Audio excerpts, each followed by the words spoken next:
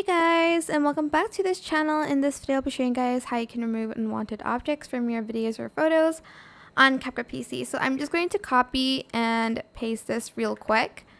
Then I'm just going to go to mask. I'm going to select the rectangle one, and I'm just going to use this like kind of area here, this empty area. Then I'm actually going to go back to basic, and for instance I want to remove the spoon. So I'm just going to place it there, go back to mask, and I'm going to simply feather it out to kind of blend it in more, making sure you can't actually see the object. And as you can see, it's gone. It is a little bit hard when the wood grain is kind of like the same here. You can try to like rotate it a few times, but then the wood grain would be a little bit different, as you can see here.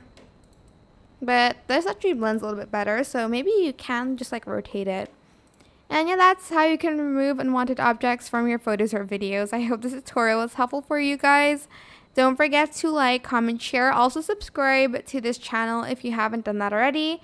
If you have any more questions, just leave it in the comment section down below. I will try my best to answer them all for you guys. And if you found this video helpful, please click the thanks button above the description box down below. Thank you so much for watching. Bye.